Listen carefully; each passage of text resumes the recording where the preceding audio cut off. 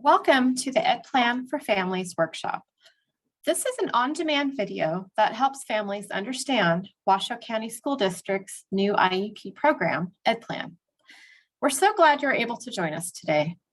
A lot of the information you will learn today may be new for you. If you need to, you can start, stop, and replay this video at any time. Welcome. During this workshop, you will learn about EdPlan, our new IEP program. You will also learn about changes from the old IEP format to the new EdPlan format. And lastly, you will learn how to access the EdPlan parent portal. During this workshop, you will be referencing a document called EdPlan Connect Guide for Parents. If you do not have access to this guide already, you can download this guide from the Washoe County School District website. We will briefly go over how to download the guide in the next few slides. This document can be found in English and Spanish. If you're not able to download the guide at this time, that's okay. Feel free to continue the training and download the guide later when it is convenient for you. If you need to download the guide, you will first go to the Washoe County School District website by typing in www.washoeschools.net. Next, locate and click on the Departments tab at the top of the page. Next, scroll down and click on the title, Special Education.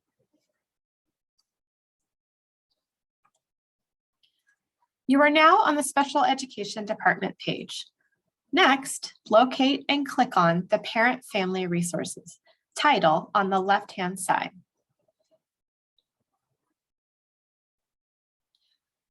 Scroll down and locate the EdPlan Connect Parent Portal directions. Choose either the English or Spanish version and click on the link to download the document. If you downloaded the document, you should now have a document that looks like the picture on the screen, either in English or Spanish. We will be referencing this guide in the next few slides as we go over directions for the parent portal. Again, if you do not have the guide right now, that's okay. We will be showing you pictures from the guide so you can follow along. If you have never accessed EdPlan Connect, you will first need to get set up. Your child's case manager will first send you an email notification. The email will look very similar to the picture on the screen next to the red number 1. If you have not received an email yet about accessing the parent portal, please contact your case manager. After you open the email, locate the EdPlan Connect link. This will look like the red number 2 you see on your screen. To get started, click on the blue EdPlan Connect link. If you downloaded the EdPlan Connect guide, we are now going to be looking at page 1 of that document. After you click on the blue link, a new window will open. Here, you are given a choice to receive a text message or voice call to receive your access code. Click the bubble next to your preferred choice. Then, click on the green Request Access Code button. You will also be prompted to choose the phone number you would like the code to go to. The phone number pre-populates and comes from the information your child has on file in Infinite Campus. If the phone number is not up to date and you need to change it, you will need to contact your child's school to get this information changed in Infinite Campus first. Click on the bubble next to your preferred phone number, then click on the green button to move on. In the next minute or two, you should receive a code by voice or text message, depending on what you chose on the previous screen. Enter that code that was sent to you in the Enter Access Code box. Then, click on the green Login button. If you downloaded the EdPlan guide, this information can be found on page 2 and page 3. After you log in, you should see a screen very similar to what you see here, starting on the to-do list. If your child has had documents finalized in EdPlan this school year, you will see them on this screen. This information will look different for every child. The example on the screen shows the letters IEP in box 2. This example indicates there is an IEP for this child that has been finalized. If you click on the blue IEP link, you will be brought to your child's finalized IEP. Over time, you should see documents added to this section as they are finalized by your child's case manager. IEP documents finalized before this school year will not appear in your parent portal because we did not use EdPlan prior to this school year. If you need an IEP-related document for your child from previous school years, or you do not see the document you're looking for in this section, you will need to make a records request from the Washoe County School District's Records Department. If there is an action associated with the document, you will see this indicated to the right. This example shows the action next to the red number 3. Lastly, if there is a response needed related to the document, you will see this on the far right. In this example, you will see this next to the red number 4. This information can also be viewed on page 4 of the document you downloaded earlier. If you're not able to attend an IEP meeting in person at your child's school, you may be participating virtually. If you're participating virtually, you have the ability to sign your child's IEP digitally. In this case, you will want to click on the Sign IEP link next to the IEP document in your to-do list. In this example, the link is found next to the red number 1. If you attend your child's IEP meeting in person, you do not need to complete this step. Instead, you would sign the paper IEP presented at the meeting. If you need to sign the IEP digitally, you will be brought to a new screen that looks like the one you see here. It will appear blank, like the red number 1 on your screen. Then, when you would use your device to sign your name and click Sign Document at the bottom of the page. This information can be found on page 5 of the document you downloaded. The last topic we will discuss in the parent portal is related to documents. If you need to view, download, or print a finalized document for your child, you will click on the Completed Actions tab at the top. In this example, you will see this next to the red number 1. After you click on the Completed Actions tab, you will be brought to a new section of the portal that lists all the completed documents that have been created in EdPlan for your child. To access a document, simply click on the title of the document you want to view. In the example on your screen, you will see this next to the red number 2. This information is on page 6 of the EdPlan Connect guide you downloaded at the beginning of this training. This concludes the overview of the EdPlan Parent Portal. The remainder of this workshop will focus on the new EdPlan IEP format. If your child required an IEP last year or years prior, you may remember and be familiar with the formatting of our previous IEP program and how the sections were organized.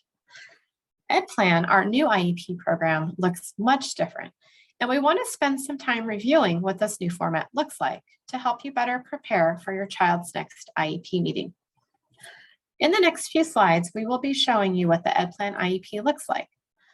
The examples will be blank, but your child's IEP will have information specific to his or her needs. This is an example of the first page of the IEP. In box number 1, you will see basic information about your child. Most of this information is populated from the information you provided when you registered your child in Infinite Campus. Box 2 will have information about your child's current eligibility category, in addition to the dates your child last became eligible and when your child's anticipated reevaluation date will come due. Box 3 includes information on the date of the IEP meeting, when it took place, the type of the IEP meeting that occurred, and when services in the IEP will begin and when they will be reviewed next. Finally, Box 4 is where everyone who participated in the IEP meeting signs their name, indicated they were present for the meeting. The next page of the IEP focuses on the procedural safeguards. This is where the parent indicates he or she received a copy of the procedural safeguards and they were explained. The next portion of the IEP will focus on your child's present levels of academic and functional performance. Again, this example is blank, but your child's IEP will have information in this section specific to your child. The present levels of academic and functional performance may include academic achievement, language and communication skills, social, emotional, behavior skills, and cognitive abilities. In addition, you may see information about your child related to his or her health, motor skills, adaptive skills, pre-vocational and vocational skills, and other skills as appropriate.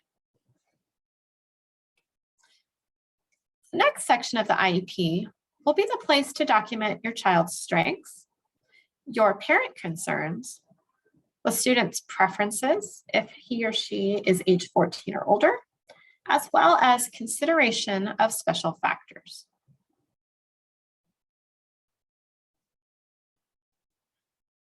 Consideration of special factors continues to be documented on the next page of the IEP and will be specific to your child. If your child is age 14 or older, your child's IEP will include this section on your screen here. This section documents your child's diploma option, vision for the future, course of study, and post-school outcomes. This section continues with documenting your child's coordinated activities related to instruction, related services, community experiences, employment, and acquisition of daily living skills. Lastly, if your child is age 14 or older, this section documents any other agency involvement.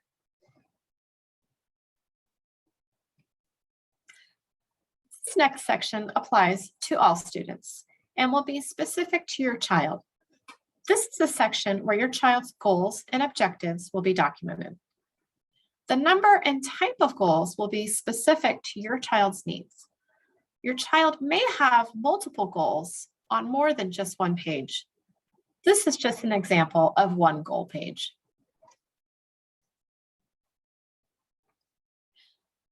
The next section of the IEP will look like this and includes information on the method of reporting progress on goals, specially designed instruction, and supplementary aids and services. Again, this example is blank, but your child's IEP will have information specific to your child and may be more than one page. The next section of the IEP documents your child's need for related services. Information will be specific to your child, and if your child needs a related service, the information about the related service will be documented on this page of the IEP. The next section of the IEP documents your child's participation in statewide and/or district-wide assessments. This section also documents your child's need for extended school year services.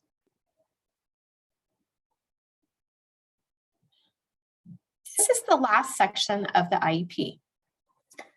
This section includes information on your child's special education program, placement considerations, percentage of time in regular education, justification for placement, IEP implementation, and finally, documents when a copy of this IEP was provided to the parent.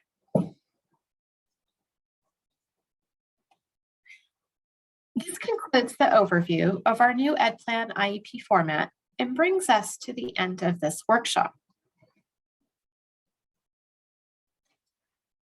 Thank you for joining us today, and we hope this video has been helpful in learning about Washoe County School District's new IEP program. We realize there was a lot of information gone over in this workshop, and we want to remind you that you can replay this video at any time. If you have additional questions about the parent portal or the new EdPlan IEP format, please contact your child's case manager.